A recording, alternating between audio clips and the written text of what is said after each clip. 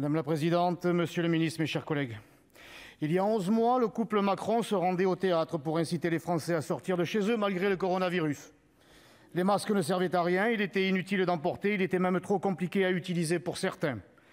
Il suffisait juste de tousser dans le creux de son coude pour stopper l'épidémie. Dans cette guerre que vous êtes censé mener contre la Covid-19, monsieur le ministre, il ne manque plus que « nous vaincrons parce que nous sommes les plus forts » pour parfaire votre sinistre tableau de l'impréparation totale et du grand mensonge qui coûte aujourd'hui la vie à 74 000 Français. Voilà 10 mois que l'état d'urgence est instauré et pendant ces 10 mois, vous aurez été en retard, en contradiction, dans l'hésitation permanente, surtout. Pendant ce temps, la France compte ses morts. Le dernier en date, en ce qui me concerne, il se prénomme Roland. Roland, médecin de 66 ans dans une commune toute proche de Marseille. Roland, c'était mon médecin de famille. Et dans médecin de famille, monsieur le ministre, il y a famille. C'est en quelque sorte un proche que j'ai perdu. Votre gestion désastreuse de la crise sanitaire aura privé une femme de son époux, des enfants de leur père et des petits-enfants de leur grand-père. Roland, mon docteur, est tombé au champ de votre déshonneur. En plus des conséquences humaines, la dette explose, nos libertés et notre démocratie sont confisquées. Cessez, la gauche toujours à vouloir m'interrompre. Cessez, laissez-moi parler. Laissez-moi parler, s'il vous plaît. Cependant, combattre l'épidémie n'est pas incompatible avec la relance de l'activité. Il suffit d'écouter les élus locaux. Mais si ce gouvernement, si ce président écoutait les élus, cela se saurait et surtout cela se verrait. Le déficit budgétaire a doublé en 2020. La France a emprunté 1 milliard par jour. Cet endettement colossal, ce sont les Français qui devront le rembourser car l'argent magique n'existe pas.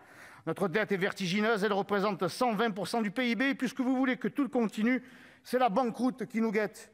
Avouez que cela serait cocasse pour un président sorti fraîchement de son bureau de la banque Rothschild. Je disais il y a un instant que vous hésitiez sur tout. À cela, une exception tout de même, votre acharnement à vous attaquer à nos libertés, à toutes nos libertés individuelles, économiques et démocratiques. Interdit de consommer, de travailler, de circuler, de débattre, de voter, et interdit de prier, et peut-être même bientôt, interdit de parler.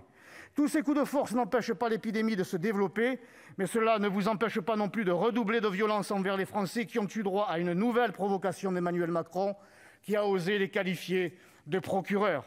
Ces Français qui appliquent scrupuleusement depuis 10 mois vos recommandations, qui perdent leur emploi, leur entreprise, leur liberté, qui pour certains d'entre eux ont perdu un, voire plusieurs proches, sont une fois de plus insultés par celui qui devrait les protéger. Et aujourd'hui, vous avez la prétention d'obtenir de notre Assemblée une prorogation, un prolongement de 6 mois de l'état d'urgence. Et dans 6 mois, vous exigerez 6 mois de plus, mais même pas en rêve. Vous incarcérez notre présent et hypothéquez notre avenir. Ce sont de libertés dont les Français ont besoin et pas de vos dérives autoritaires. Il est urgent de stopper l'état d'errance de votre gouvernement. Merci, vous accordez 6 mois de plus de plein pouvoir. Pour moi, ce sera non. Merci.